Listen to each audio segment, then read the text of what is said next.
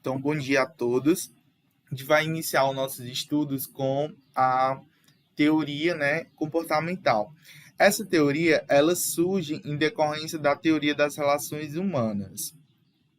Como a gente viu na aula passada, a teoria das relações humanas foi tão importante naquela época, naquele contexto, que vários desdobramentos dela foram estudados, outros teóricos pegaram que Elton Maio e outros teóricos tinham desenvolvido sobre o fator psicológico, porque qual o grande legado da teoria das relações humanas? A teoria ela traz o legado de que o mais importante a ser considerado na produtividade não é as condições da estrutura da empresa e nem tampouco a questão da eficiência em si dos métodos, que era o que Taylor ela fez a oposição completa às duas teorias primeiras, tanto a de Taylor como a de Fayol. Então, Maio dizia o seguinte, que a eficiência não estava em estruturar a organização como um todo, nem tampouco de considerar a questão de tempos e movimentos ou de variáveis externas e como elas afetariam as pessoas. Para Maio, o que influenciava a produtividade em si do trabalhador na empresa era as variáveis psicológicas. Como a pessoa encarava a organização como um todo, como ela encarava as pessoas, principalmente dentro dos grupos, e como essas dinâmicas influenciavam, na produtividade em si. Então, Maio se preocupou basicamente com isso, em mostrar que o que importava na realidade era a questão das relações humanas em si, ou seja, do lado psicológico, E aí, outros teóricos, vão pegar esses estudos em Maio e vão começar a estudar. E aí a gente vai ver algumas teorias, principalmente da motivação, porque se a gente for retomar lá para a experiência de Hawthorne, realizada lá por Maio, a gente lembra o quê? Que eles realizaram uma série de experimentos diminuindo a carga horária de trabalho, flexibilizando a questão de turnos, colocando lanche, colocando intervalos, e depois que eles tiraram todos esses benefícios, eles viram que a produtividade aumentou. Então, o que estava realmente fazendo com que esses funcionários trabalhassem de maneira mais produtiva era exatamente a motivação deles, A motivação, ou seja, o motivo que leva à ação, ou seja, a razão que faz com que esses trabalhadores permaneçam é algo intrínseco. Então, vários teóricos vão tentar entender o que é essa motivação, o que faz ou não uma pessoa estar motivada, o que faz com que uma pessoa dentro da organização faça ou não aquilo que lhe é desrespeito, ou mesmo faça além do que é esperado. Então, a gente vai ter alguns teóricos que vão tentar explicar e estudar isso. Então, a partir dos trabalhos da Escola das Relações Humanas, a teoria da administração passa a apresentar novos pontos. E aí, a gente também, outro ponto que vai fundamentar a teoria comportamental é a abordagem behaviorista. Na aula passada, eu expliquei, nas aulas passadas, na realidade, eu falei para vocês que a psicologia ela se divide em 3 grandes áreas. Vocês lembram o que foi que eu disse? Quais eram as 3 grandes áreas da psicologia? Professor, não. Não, Vocês não sabem. Entre essas tá a psicoanálise. Tá sim. Aham. Pelo menos não lembrei. De uma às outras. O behaviorismo tá aqui,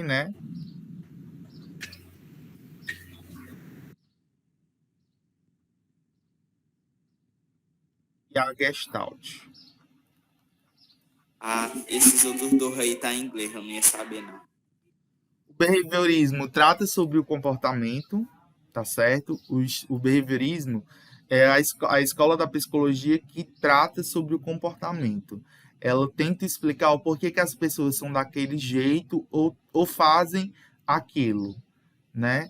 Então, é uma das principais escolas da psicologia, é a escola behaviorista, que tenta explicar o porquê que as pessoas agem daquela forma, ou tentar ver os meios que fazem com que certas pessoas em determinadas situações ajam, né, com determinados tipos de comportamento. A psicanálise é a área da psicologia que estuda o inconsciente. Então, até que ponto o inconsciente faz com que nós tomamos certas decisões ou fazemos ou agimos de certo modo, né? Como é que o inconsciente traz, né, essas questões. E a Gestalt é a psicologia da forma, né? O quanto que as formas, as coisas nos influenciam, né? A forma como a gente percebe e vê as coisas, né? Influencia o nosso meio. Para a gente que estuda administração, né? Para a gente que é dessa área de finanças, nos importa estudar bastante a teoria, a base behaviorista, que vai tratar exatamente sobre esse comportamento, e essa teoria comportamental, ela é basicamente a base, né, para a gestão de pessoas. Quando a gente fala de administração, a gente fala em gerir pessoas. E para gerir pessoas, para administrar pessoas, é necessário entender um pouco sobre o funcionamento da mente humana, como essas pessoas agem. E também da Gestalt. Quem utiliza muito da Gestalt é o marketing, principalmente o marketing. Por exemplo, você vai numa lanchonete, por exemplo, a maioria das lanchonetes, elas têm na cor, você vai ver, ou está pintada na cor amarela ou vermelha. A cor amarela e vermelha induz a fome. Se você for pesquisar, ver marcas, por exemplo, como o McDonald's. Quais são as cores do McDonald's? Você olha para o McLanche Feliz. Quais são as cores? Amarelo, amarelo e vermelho. Por quê? Porque essas cores são psicologicamente testadas, elas induzem a pessoa a comer, induz a fome. Coca-Cola tem a cor vermelha, que também induz a fome. O branco, por exemplo, o branco ela é uma cor que traz calma. Então, você vê, por exemplo, a maior parte das escolas e ambientes mais claros, eles trazem mais calma, mais concentração. Por isso que a maior parte das escolas, centros educacionais, pintam as paredes de branco ou de um tom mais claro, justamente para influenciar essa calma. Então, essas coisas, essas formas, esses objetos, eles interferem no nosso comportamento e no modo como a gente age, de certa forma, né? Não é que seja uma verdade universal que isso vai influenciar todas as pessoas, mas influenciar a maioria, a boa parte, sim. Então, voltando aqui ao behaviorismo. Entre os autores behavioristas, o mais importante é o Skinner.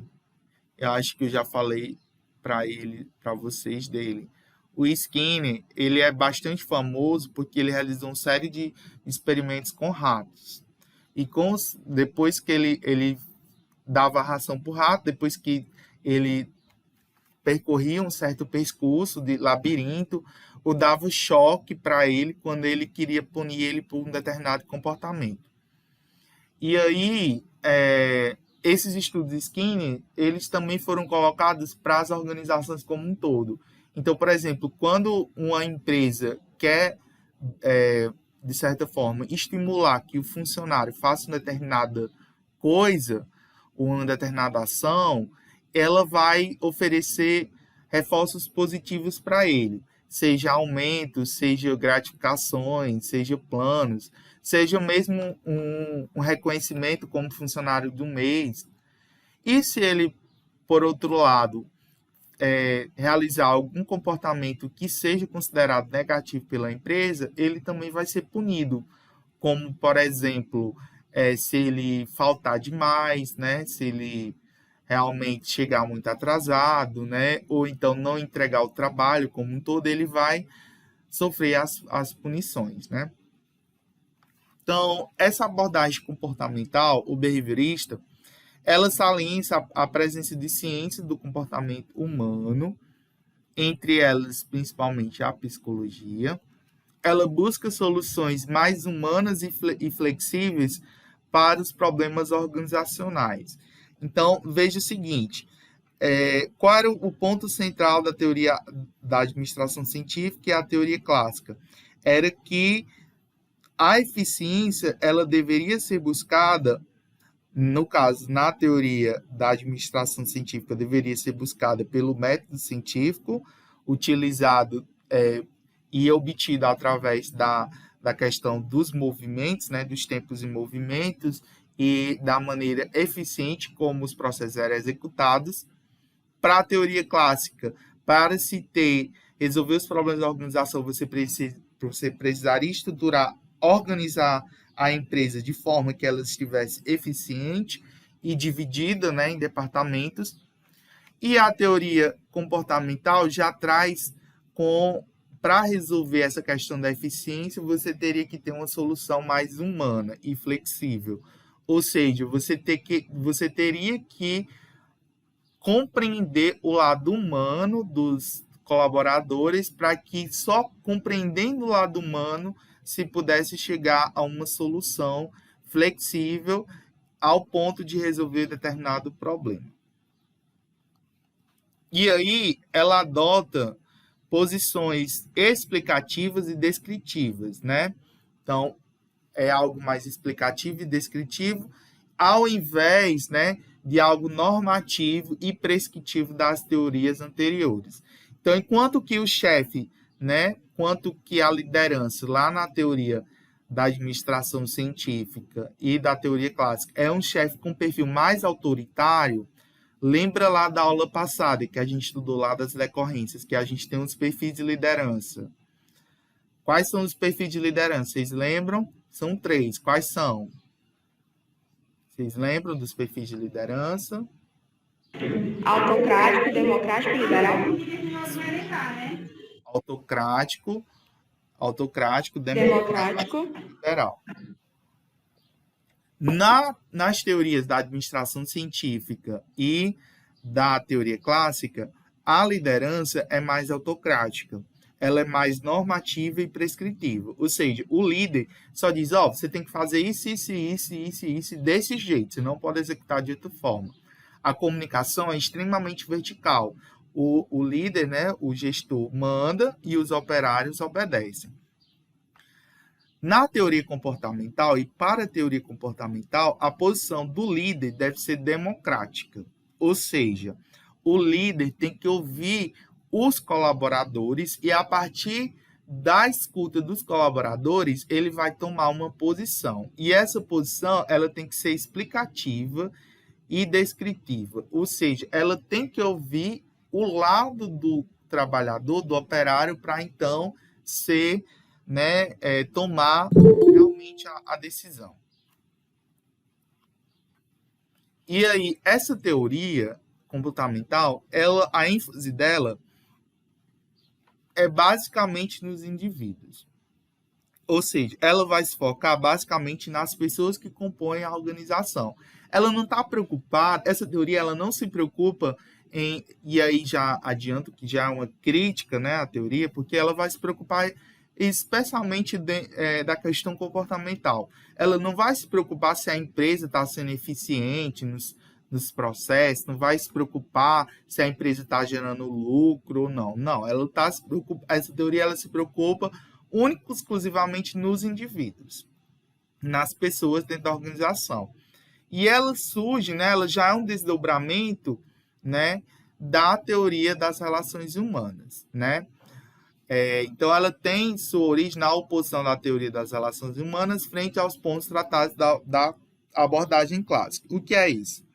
A teoria das relações humanas, como a gente viu, ela rompeu totalmente com a abordagem clássica. Quando a gente fala de abordagem clássica, eu não estou falando de teoria clássica, eu estou falando de abordagem clássica. Quando vocês ouvirem esse termo abordagem clássica, é porque essa abordagem ela inclui as duas teorias anteriores, que era a teoria da administração científica e a teoria clássica. Então, essa abordagem clássica, ela engloba essas duas teorias. E aí, a teoria comportamental, ela meio que se opõe ao que a teoria das relações humanas estava posto à teoria clássica. Porque, assim, a teoria das relações humanas, ela rompeu totalmente com a teoria clássica. E ao romper totalmente com a teoria clássica, ela não resolve o problema central, porque a teoria das relações humanas e o grande gargalo dela e o grande ponto negativo da teoria das relações humanas, ela só se preocupou com o indivíduo. Não se preocupou com o ponto central nas empresas, que é a questão da eficiência, né, de gerar lucro. Se a empresa não gera lucro, ela vai falir.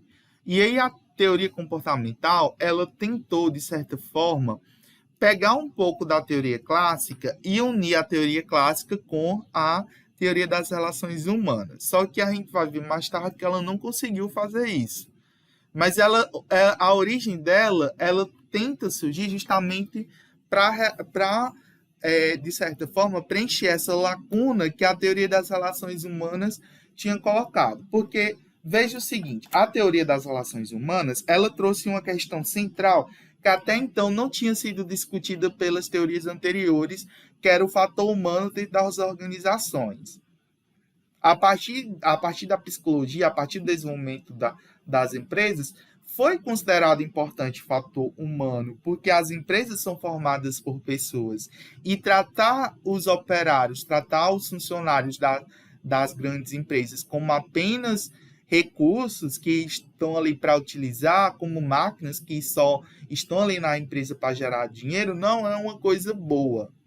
Porque se o funcionário não está satisfeito com o trabalho, ele não vai render bem, ele não vai falar bem da empresa, ele não vai fazer com que aquele produto realmente evolua no mercado.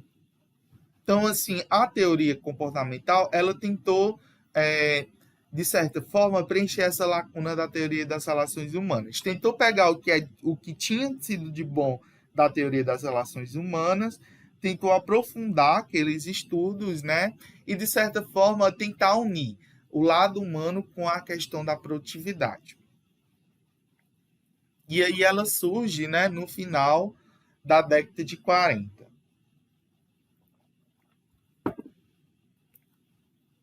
E aí a gente vai para um dos pontos principais da teoria comportamental, que é a questão da motivação humana. Então, a teoria comportamental, ela se baseia no entendimento do comportamento organizacional através do comportamento individual das pessoas. Como assim? Ela parte do indivíduo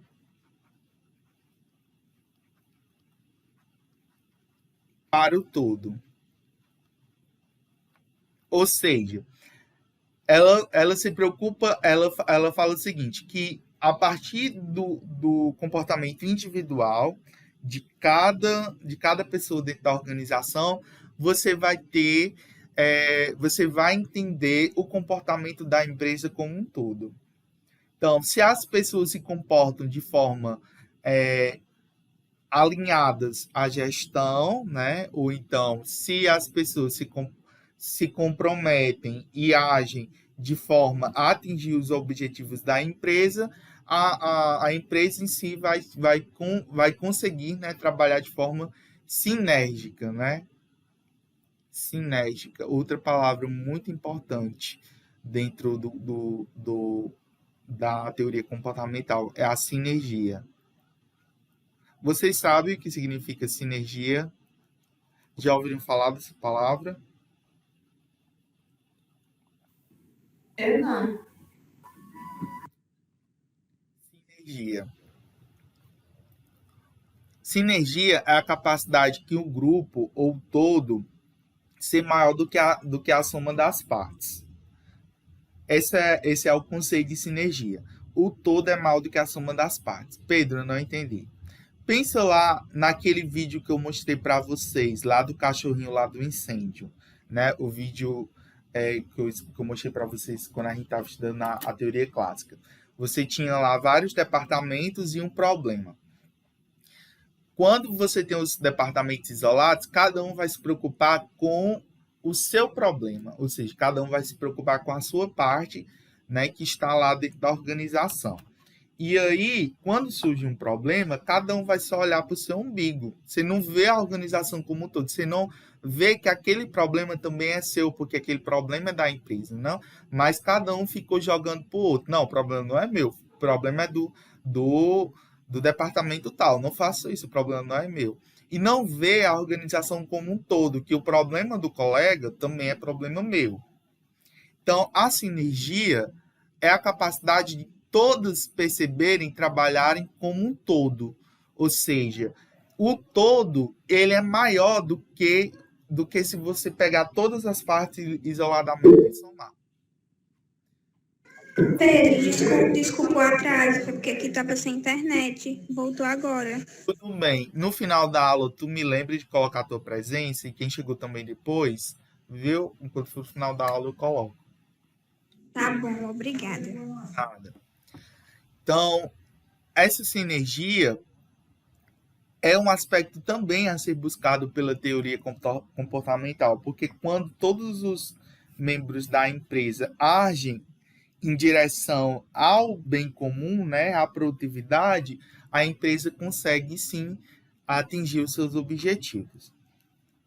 Então, assim, através da teoria comportamental, tornou-se necessário o estudo da motivação humana. Os behavioristas, né, que é aquela escola, né, os estudiosos da escola behaviorista que trata justamente sobre o comportamento humano, aí que vai ter vários autores, eu não vou lembrar de todos, mas aí tem Maslow, tem Herzberg, tem o próprio Skinner, tem o Alton, né, tem vários teóricos, né, behavioristas que vão estudar essa necessidade do comportamento humano e, em especial, da motivação humana. Então, esses behavioristas, eles identificaram a necessidade do administrador, ou seja, da pessoa que comanda a empresa, em conhecer o comportamento humano para uma melhor qualidade de vida dentro das organizações. Aí aqui a gente entra em um aspecto que não tinha sido abordado também pelas outras empresas, pelas outras teorias, que é a questão da qualidade de vida. O que vocês entendem por qualidade de vida dentro do trabalho? Qualidade de vida no trabalho. Quando vocês veem essa palavra, qualidade de vida no trabalho, o QVT, o que vocês imaginam de ser qualidade de vida no trabalho? O que seria essa qualidade de vida no trabalho? Talvez seja quando se tem uma boa administração, né, desse trabalho, dessa produção, a qualidade de vida da empresa aumente de acordo com que vai aumentando a produção, né? E aí a motivação humana e as relações entre os trabalhadores devem influenciar muito nisso da qualidade de vida. Porque, assim, na nossa qualidade de vida, como humanos, se a gente tiver uma boa alimentação, se a gente fizer exercício físico, se a gente tiver toda essa motivação, estiver bem com nossa mente, com o nosso corpo, a gente tem uma boa qualidade de vida. E acho que na empresa não seria diferente, né? Se tiver a relação do comportamento humano e com a produção, a qualidade de vida da empresa acho que deve aumentar. E o que a empresa deve fazer para atingir essa qualidade de vida? Ou para ofertar uma qualidade de vida melhor para as pessoas dentro das organizações? Vocês conseguem perceber isso nas empresas daqui da nossa região? Empresas preocupadas com essa questão da qualidade de vida? Não, dificilmente. Nenhuma empresa, vocês não conseguem ver nenhuma empresa, nenhuma ação. Que tem. Eu acho que a faculdade, a UFS, acho que é. As academias. Quem? Não entendi. A Maria Clara disse as faculdades, eu disse as academias. As academias, elas oferecem o quê para os funcionários? Assim, Você fala... na academia que eu faço, os personagens eles fazem de graça lá. Então, é como se fosse o uso de máquinas para exercícios de graça. Então, eu meio que, né? Mas no caso da academia, eu não considero isso como qualidade de vida, porque, querendo ou não, o instrutor, o professor, ele tem que, de certa forma, cuidar do seu corpo. Como é que ele vai vender algo? Vocês já viram, deve até ter, né, personal gordo. Mas você, como cliente, iria para um personal gordo, uma pessoa não, obesa, uma pessoa que realmente não cuida do seu corpo? Você não vai procurar um profissional que não cuide do seu corpo, né? Então, não sei se seria considerado. Eu, pelo menos, particularmente, não considero isso como uma preocupação em relação à qualidade de vida no trabalho. Entendo qualidade de vida no trabalho como uma série, como bem-estar, né? Quando a gente fala de qualidade de vida, a gente está falando de saúde, bio, psico, social. É esse termo aqui feio. Bio, saúde física. Psico, saúde psicológica.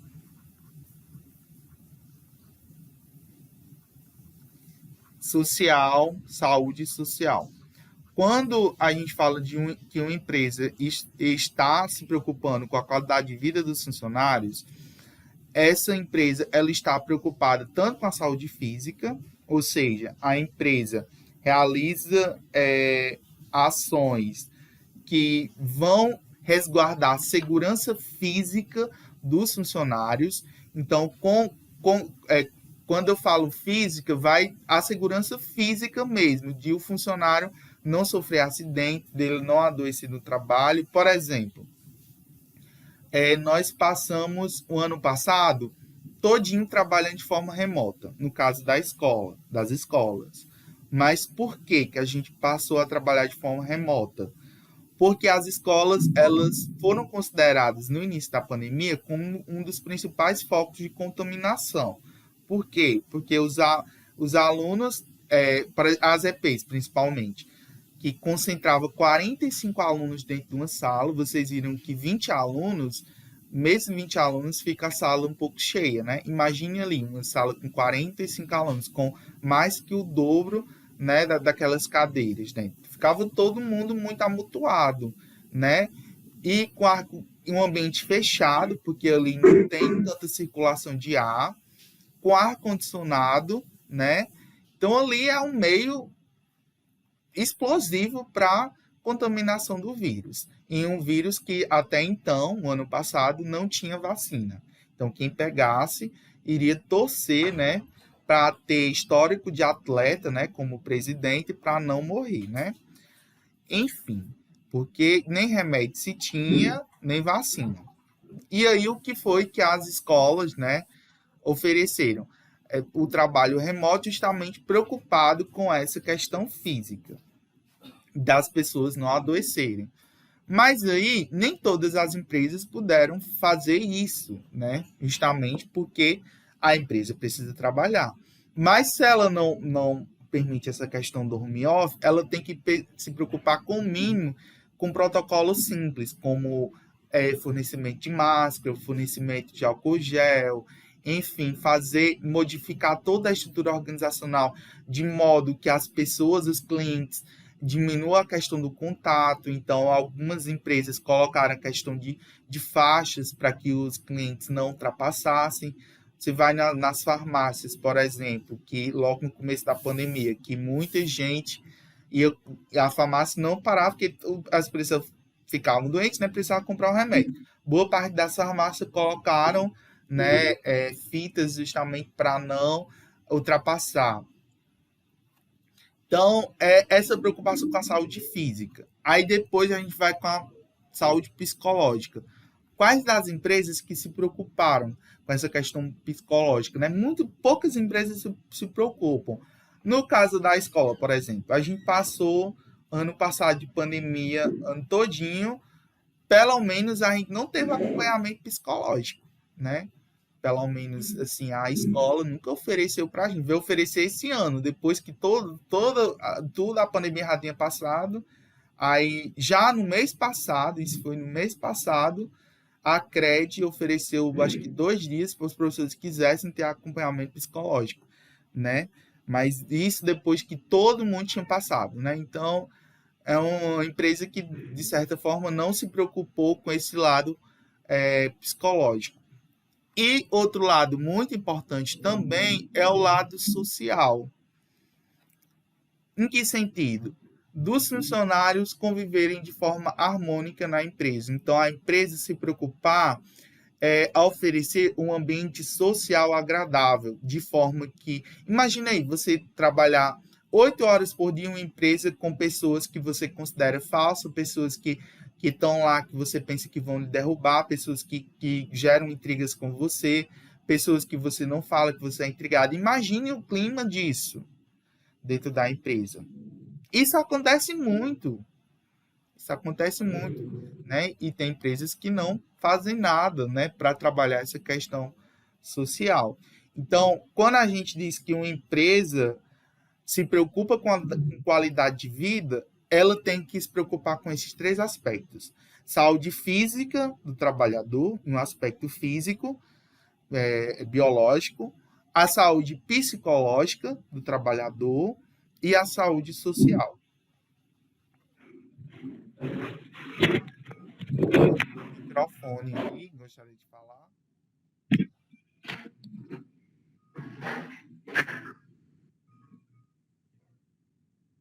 Foi sem querer, professor.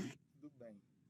Então, aqui, dentro da motivação humana, a gente tem tem outras teorias da motivação humana, mas as principais é a teoria de Maslow, que eu até citei para vocês na aula passada, né? E a gente vai estudar mais sobre ela hoje, né? E a teoria dos 2 fatores de Herzberg, que é os fatores higiênicos e orgânicos. A gente vai já entender como é que funciona essa teoria de Herzberg. Aí vamos para a teoria da motivação de Maslow, né? Também chamada de hierarquia das necessidades de Maslow. Então, Abraham é H. Maslow, né? Eu não sei como é que é ele é conhecido como Maslow. Então, vocês ainda vão ouvir muito sobre ele. Ele categorizou as necessidades humanas em uma hierarquia de importância, visualizada em uma pirâmide. E aí, ele caracterizou 2 grupos de necessidades. Então, para Maslow, as necessidades das pessoas estavam divididas em 2 categorias. A categoria primária, onde você teria as necessidades fisiológicas de segurança, e a categoria secundária, onde você teria as necessidades sociais, de estima e de autorrealização. E aqui você consegue ver, né, a pirâmide de Maslow. Então, o que seria a teoria, as necessidades fisiológicas para Maslow? São aquelas necessidades que realmente que seu corpo precisa para sobreviver.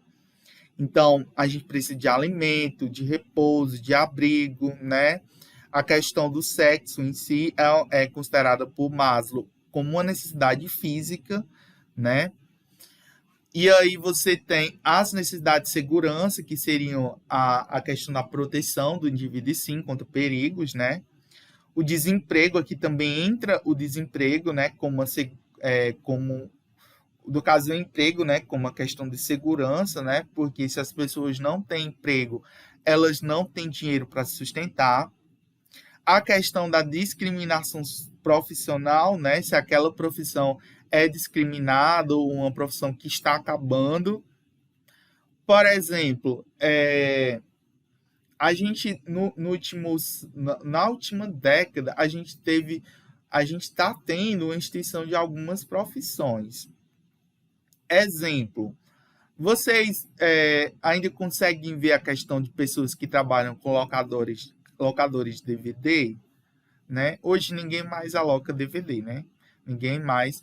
Mas isso há 10 anos atrás era febre, né? Eu coloco 10 anos, que eu acho que menos que isso, menos de 10 anos. Você ia na locadora para alugar um filme para assistir, né? Parece uma coisa meio ilógica, né? Você ir para um lugar, pagar para assistir um filme. Hoje você vai na internet, nesses sites da vida, ou mesmo nesses portais de streaming, e assiste o filme que quiser.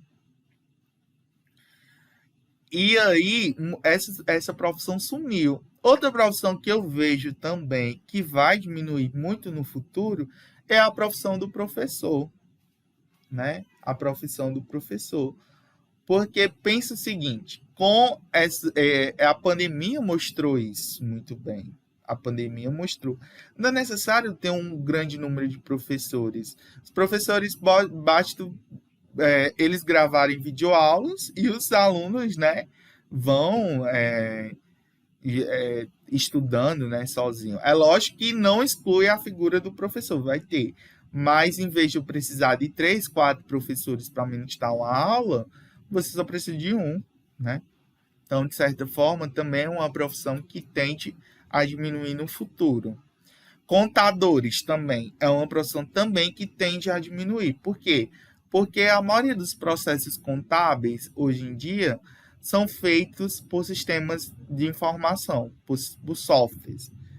Então, você só vai precisar de um técnico, né? Um técnico como vocês de finanças, podem muito bem entrar e realizar esses lançamentos, né? Vocês têm conhecimento, vão ter, né? Conhecimento, know-how, né?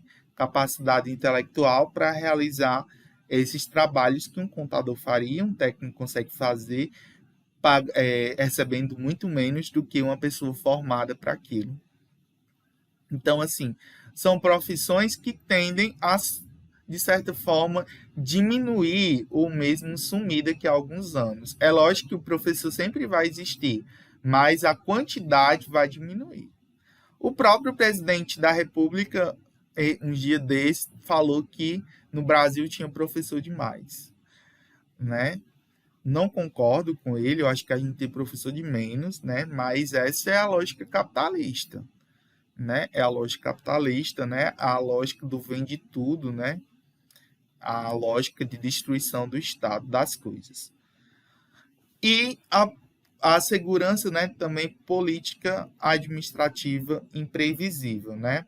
Você não sabe nunca como é que está a política, né? Por exemplo, ontem saiu uma notícia, não sei se vocês acompanharam, porque ontem foi um dia muito tribulado, né, para vocês e para mim também, mas ontem a bolsa brasileira, a Bovespa, né, que controla, né, o gerenciamento dos investimentos de ações, né, da renda variável, boa parte dos investidores brasileiros estão tirando dinheiro da bolsa. A bolsa ontem atingiu o menor ponto desde novembro de 2020, que foi o auge da crise do coronavírus no Brasil. Novembro e dezembro, né? Onde se teve o pico de mortes, né? De 2020. Nesse ano, o pico de morte, eu acho que foi em março, né? Eu acho que foi fevereiro ou março, que é um pouquinho antes da vacinação, né? Depois que começou a vacinação no finalzinho de fevereiro, foi diminuindo. Mas a bolsa ontem praticamente despencou. Por quê? Porque nós vivemos numa instabilidade política. O presidente, há 2 semanas atrás, tinha convocado uma série de manifestações pedindo o fechamento de STF, né, do Supremo Tribunal Federal, pedindo outras reivindicações, e isso afeta a base política, de certa forma, afeta a democracia, fazem com que os investidores estrangeiros vejam o Brasil como um país instável. E aí, quem investe em renda variável, que de certa forma é um investimento arriscado, porque você não tem garantias, então essas pessoas começaram a perder dinheiro na bolsa e aí tiraram, né?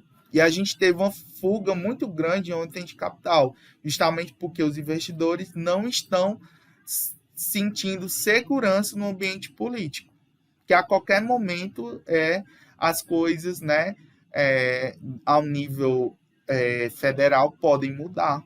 Então, assim, esse ambiente político de instabilidade não traz segurança para as pessoas, né? Principalmente para os investidores. Eles não se sentem seguros. Pô, tá certo, Ana Bárbara. Quem chegou atrasado, depois eu vou fazer a chamada, tá certo? E aí, a gente também tem as necessidades sociais, que são aquelas necessidades que a gente tem de se relacionar com pessoas, de ter amigos, de ser aceito na sociedade como de ter afeição, né, de ter compreensão, consideração, né, são aquelas necessidades que a gente tem de se relacionar com outras pessoas, né? Ninguém vive sozinho no mundo, né? Então, tem essas necessidades sociais. Aí a gente tem as necessidades de estima, né? Que é a satisfação do ego, ou seja, do que você realmente acredita, né? Do seu ego mesmo, né? O que você... o ego no sentido de o que eu acredito, né? De uma autoestima, né? Aí vem o orgulho, né? Necessidade de ter orgulho, orgulho não no sentido negativo, mas de se sentir orgulhoso, né? De se sentir, de certa forma, satisfeito, né? Como é que eu posso dizer? Eu não estava me fugindo a palavra. Mas acho que vocês estão entendendo. De se sentir orgulhoso por ter realizado, por ser quem é, ou por realizar o que faz, né? De se sentir aceito, né? Enfim. De ter status, ter prestígio, né? De ter reconhecimento, confiança, progresso, apreciação, ter admiração dos colegas, né? A gente tem essas necessidades, né? De estima, de ser estimado, né? E, por último, nós temos as necessidades de autorrealização. Seriam o topo maior, né, da escala de Maslow, que seria o ponto máximo, o ápice, onde a pessoa realmente estava realizada, ou seja, você realizou tudo o que você queria. Lembra, ontem eu falei para vocês sobre sonhos. Todos nós temos sonhos, né? Então, de realizar os sonhos, de trabalhar com o que gosta, de ter uma família, de ter um relacionamento, né? De ter depois que você chega tudo isso, todas essas realidades, você chega aqui, ó, na autorrealização, o autodesenvolvimento, o grau, né, de excelência profissional, né, competência, e ser esperto, né, ter a expertise, ser, né, a autoridade, né, naquela área em si. Aí Maslow tem algo muito interessante sobre essa teoria dele. Ele diz o seguinte, que essa pirâmide é como se fosse uma escadinha. Você só pode subir de degrau depois que você atingir uma necessidade anterior. Isso significa o seguinte, que você só vai se preocupar com segurança, com as necessidades sociais, estima e realização depois que você atende às necessidades fisiológicas. E assim sucessivamente. Você só vai se preocupar com as necessidades sociais depois que você atender às de segurança. Você só vai se preocupar com as de estima depois que atingir a social. E você só vai atingir a necessidade de autorrealização depois que você atingir todas as outras necessidades. E aí, isso é uma grande também... Vocês concordam, antes de eu falar sobre a crítica, mas a teoria de Maslow, ela é muito criticada por isso. Tem pessoas que concordam e outras pessoas que discordam dela. Por exemplo, no sentido de que você só pode atingir uma necessidade depois que atingir a outra. Vocês concordam ou discordam dessa parte da teoria de Maslow, de que você só pode atingir uma, no sentido, por exemplo, se você está com fome ou está com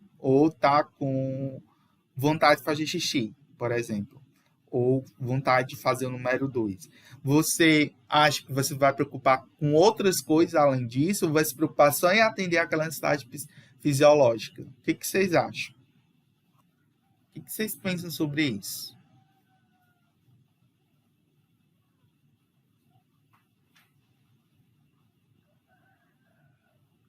E aí?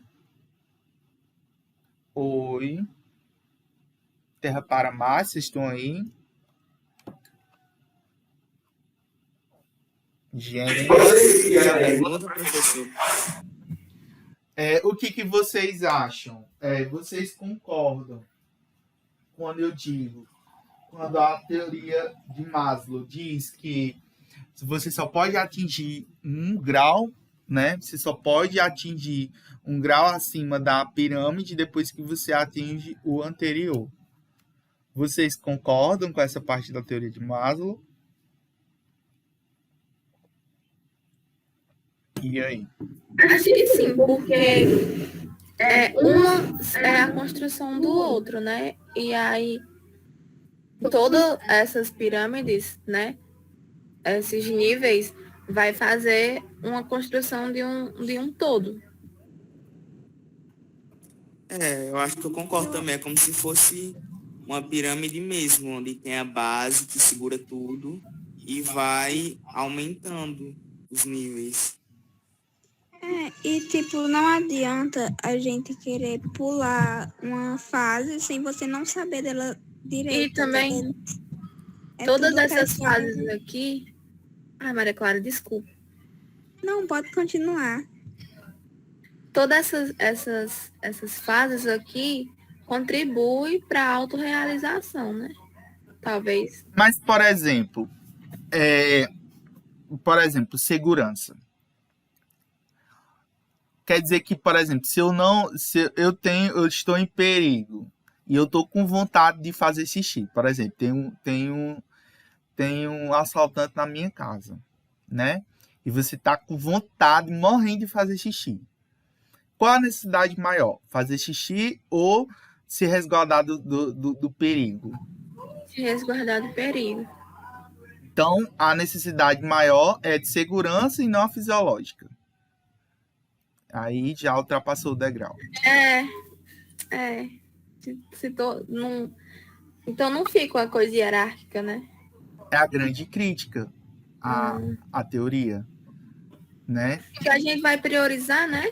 Sempre o que vai ser melhor, que a gente crê que é melhor, né, pra gente. Momento. Não é que não existam essas necessidades, elas existem.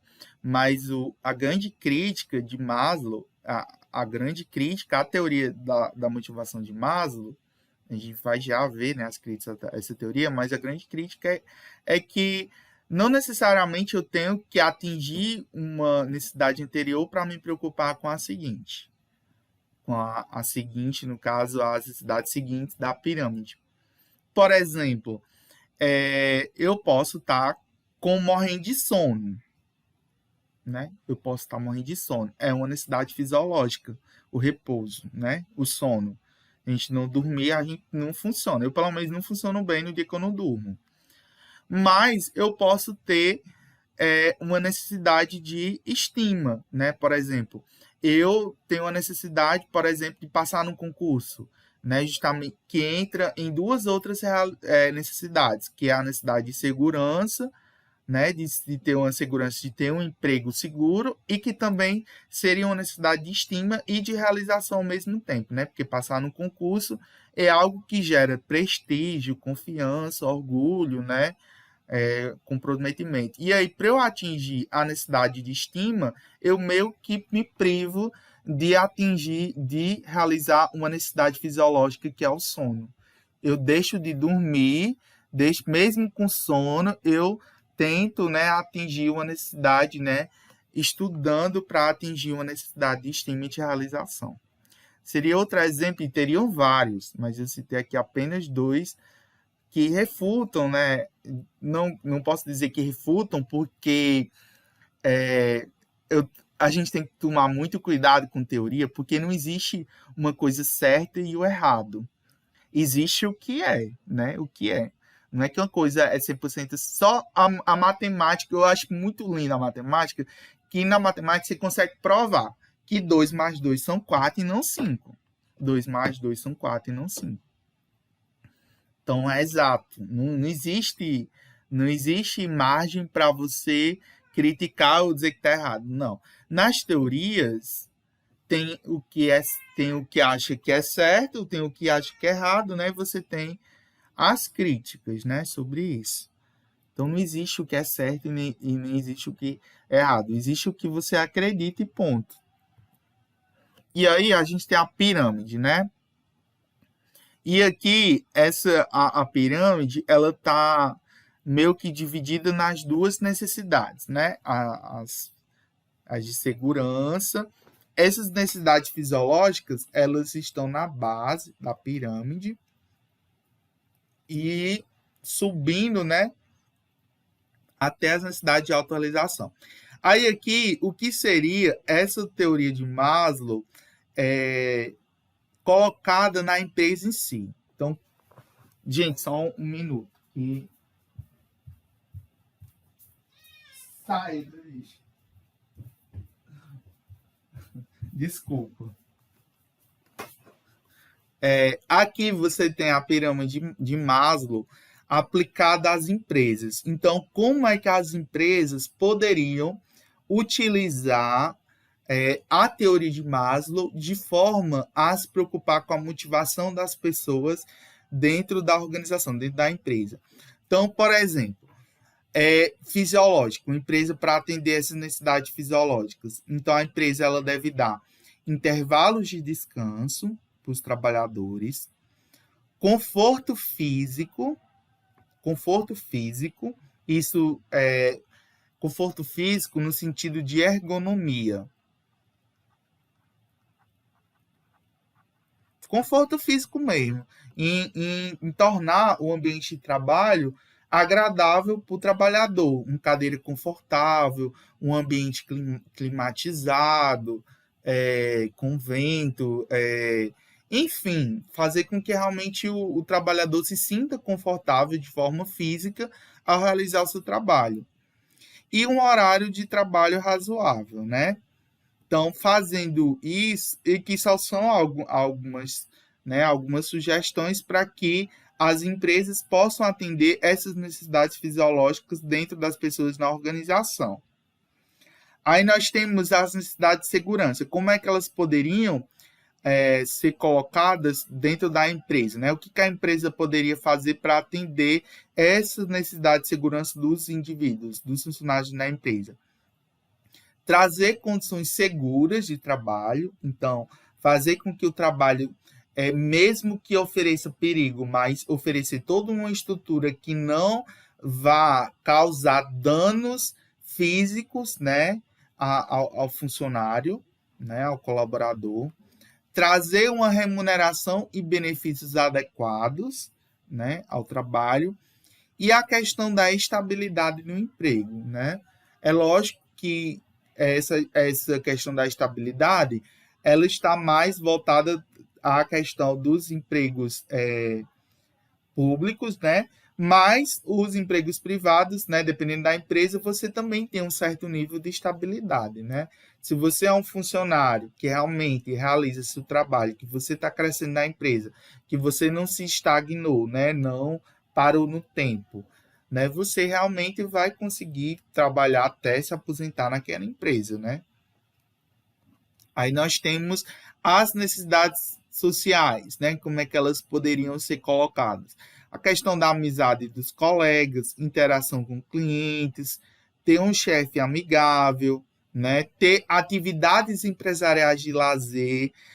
Isso é muito importante. Por exemplo, eu não sei se eu já citei para vocês esse exemplo, mas eu vou citar de novo, né? A Cajuína, por exemplo, eu já levei as turmas passadas lá para a Cajuína. O primeiro ponto que a gente visita lá na visita da Cajuína é uma sala que eles têm lá de jogos. Os funcionários, eles têm uma sala de jogos lá, tem sinuca, o que você pensar de jogo tem.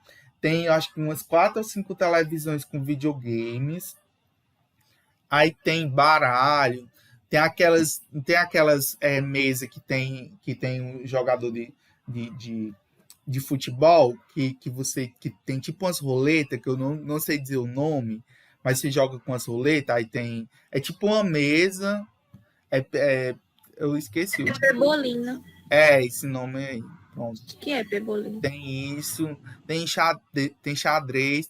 Aí você olha, por todo lugar você tem um monte de troféu. Para onde você olhar naquela sala, você tem troféu. Porque os funcionários, eles da Cajuína, os operários de lá, eles participam de torneios de futsal, de vôlei, sim, eles são muito. E eles são. Parece que eles ganham tudo, porque só o que tem lá é troféu. Então você vê uma empresa, né, no caso a fábrica, que se preocupa com a qualidade de vida dos funcionários, né? Se preocupa com essa parte do lazer, do descanso. Os funcionários, eles almoçam, passam o dia lá na fábrica, né? E no horário de almoço eles têm esses períodos de descanso e de lazer, né? Poucas empresas se preocupam com isso, né? Se preocupam com esse lado do lazer, né? De oferecer algo mais nas empresas, né? Aí nós temos as necessidades externas, como é que elas poderiam ser colocadas, né? A responsabilidade por resultados, o orgulho e reconhecimento, isso é muito importante.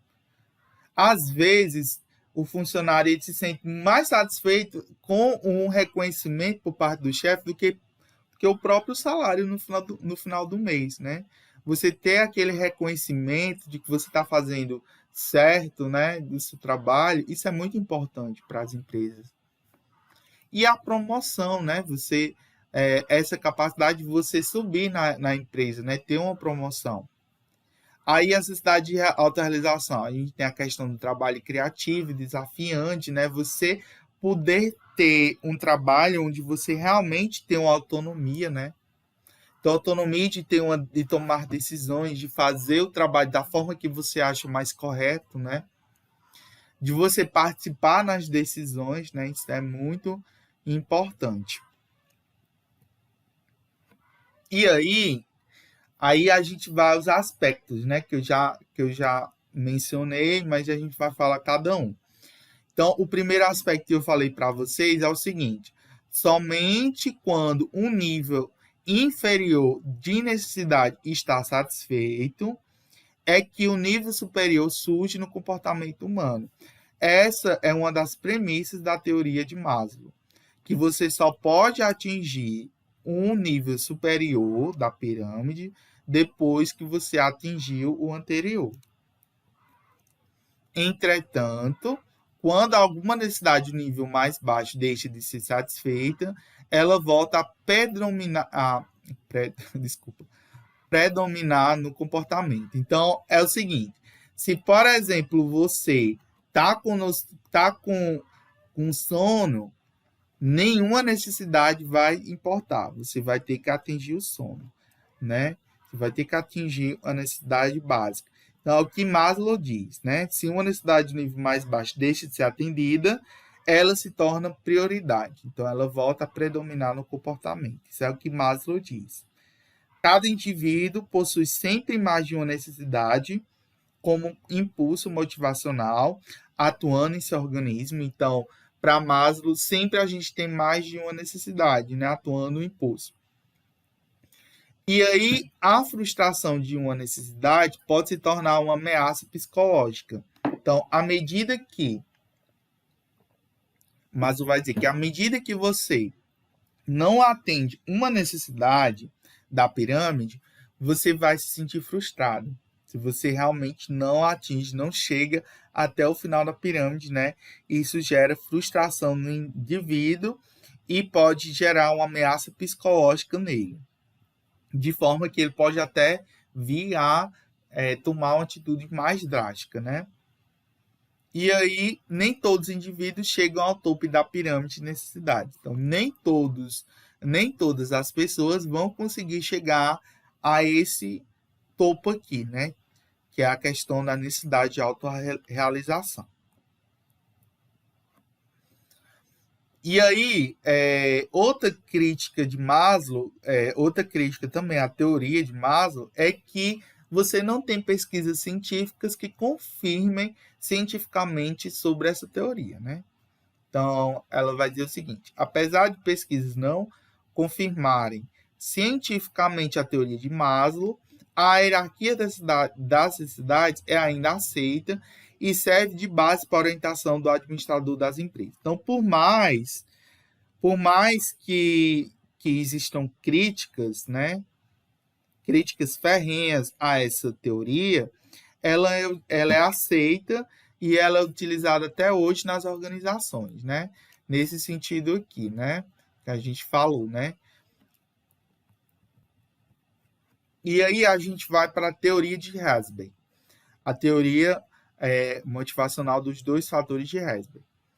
Então, Frederick Herzberg, americano, identificou 2 fatores que orientam o comportamento humano em situação de trabalho, que seria os fatores higiênicos ou extrínsecos, que seriam os fatores que estão de forma externa à empresa, e os fatores motivacionais, que seriam aqueles intrínsecos, né? Intrínsecos à pessoa.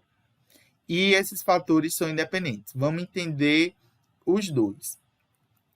Os fatores higiênicos ou extrínsecos, eles estão localizados no ambiente que rodeia os indivíduos na organização. Então, são administrados e decididos para a empresa.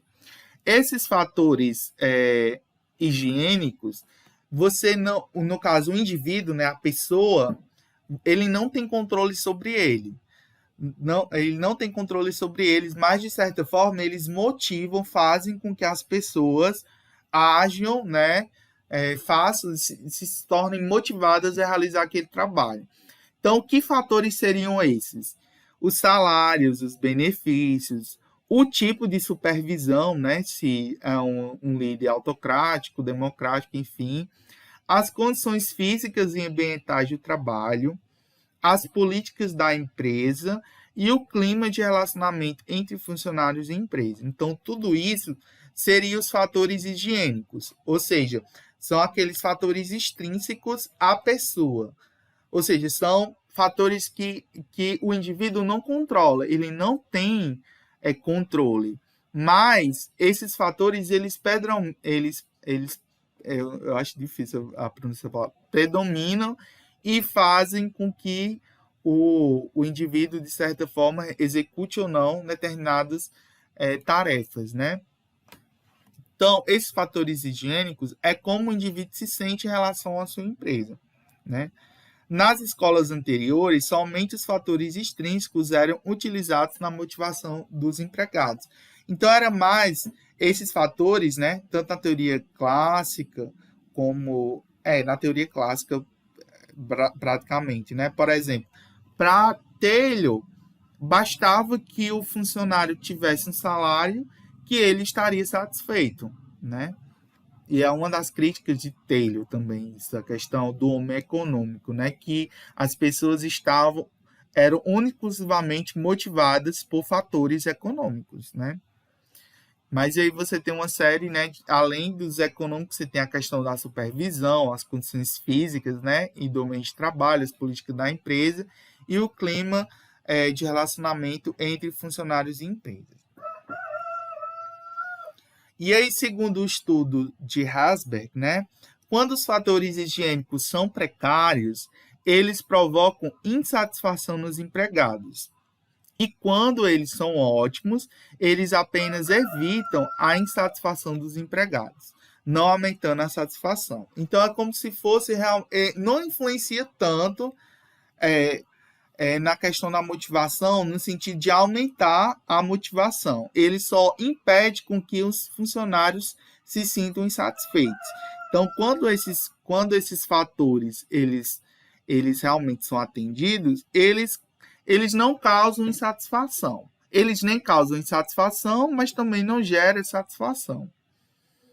Por esse motivo, também são chamados de fatores insatisfacientes, né?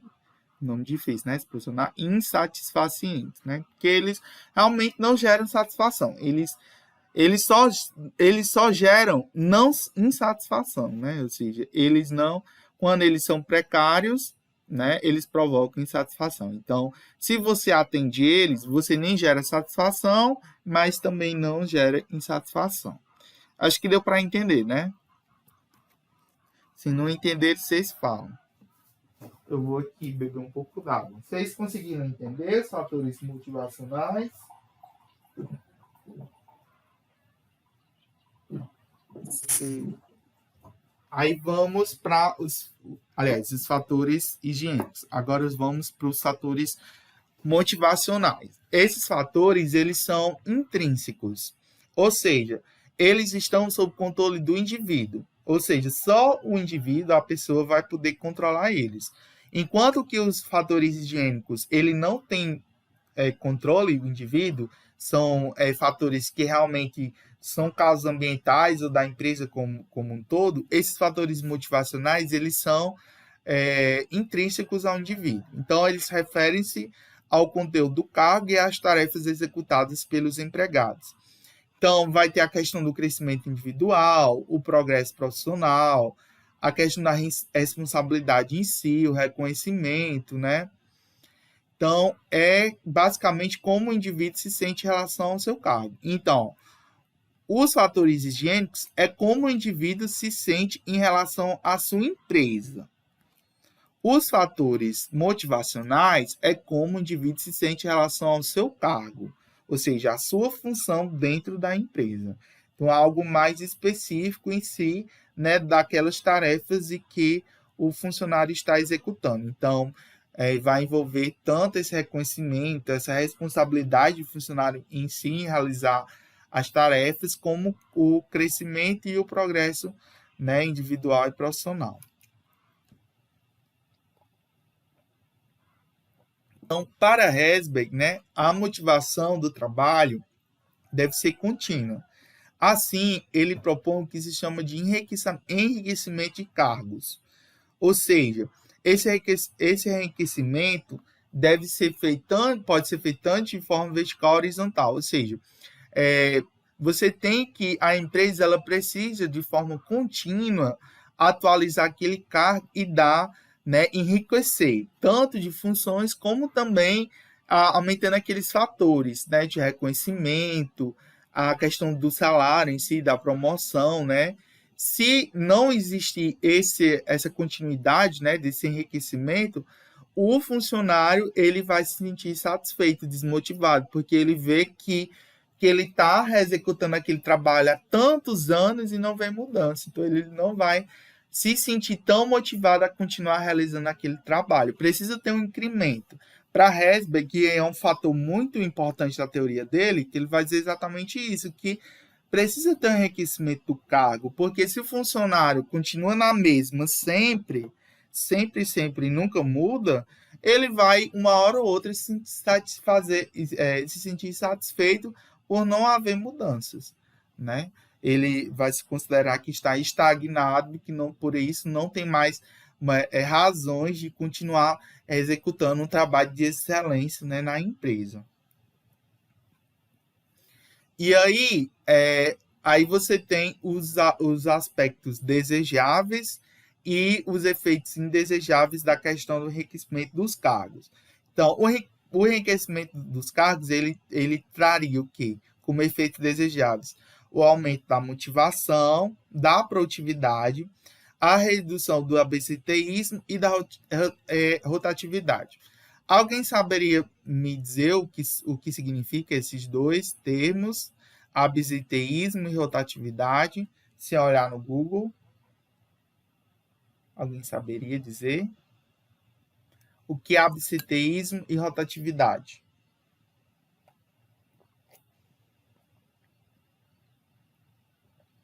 E aí? O que vocês acham? O que vocês me digam? O que é absenteísmo? Vocês sabem. E aí? Oi? Vocês estão aí? Tem alguém aí, né? Momento de sessão espírita. Terra para baixo. Estamos. Vamos aqui. E aí? Não sabem?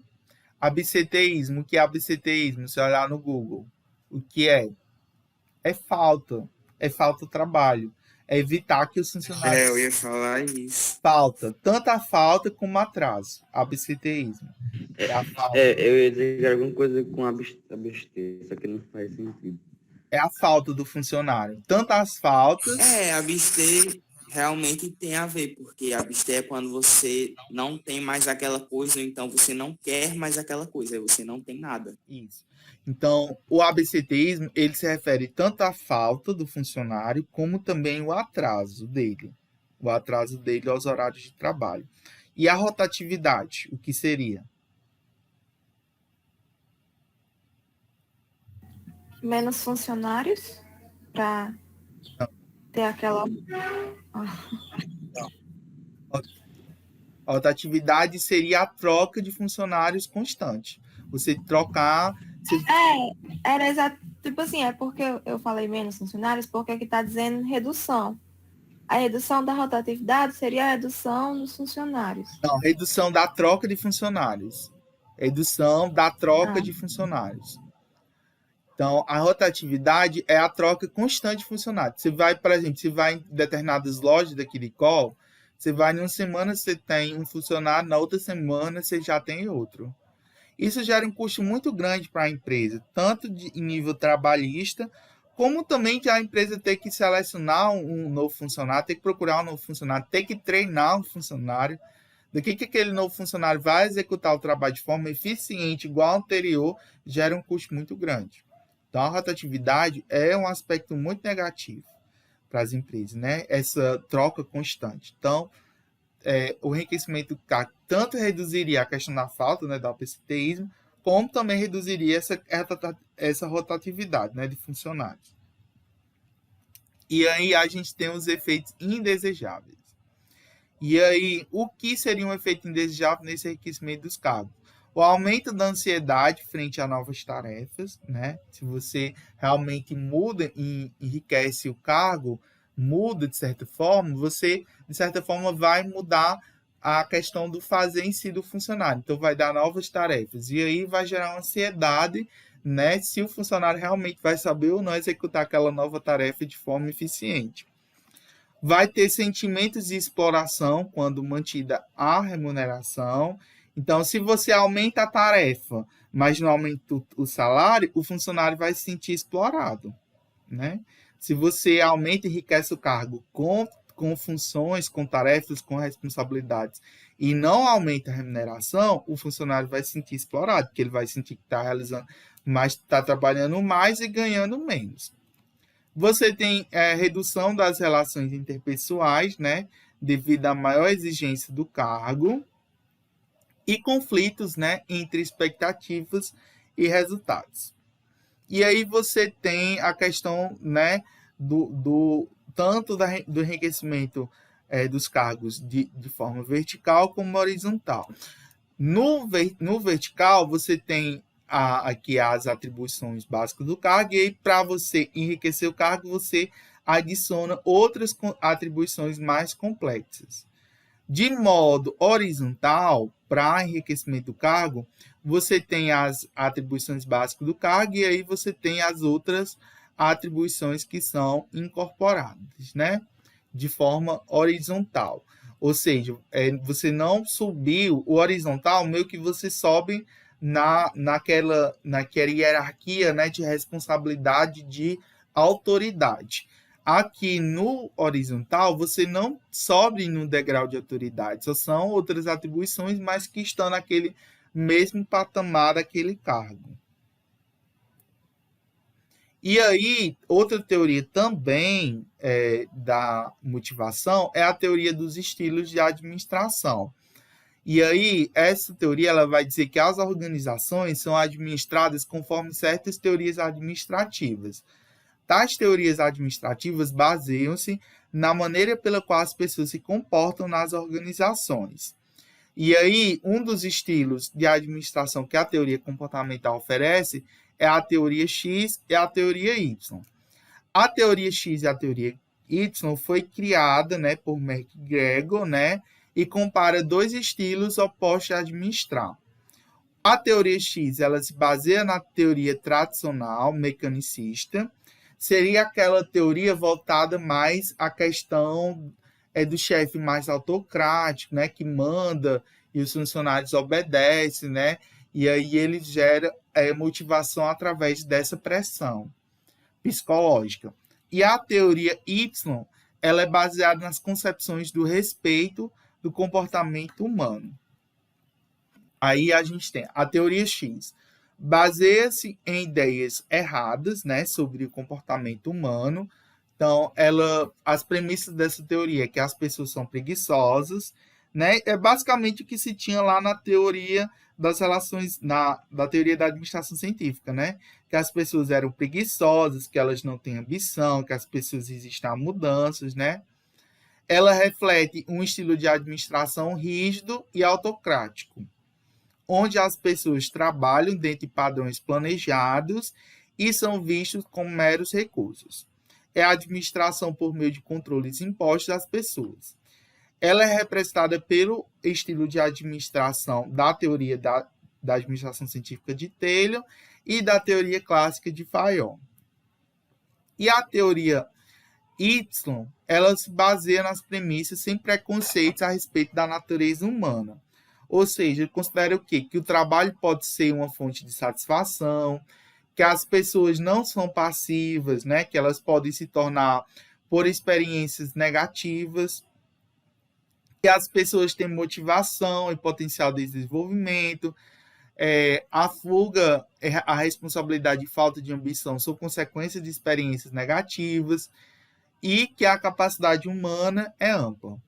Então, ela propõe um estilo de administração aberto e democrático, participativo e baseado nos valores humanos.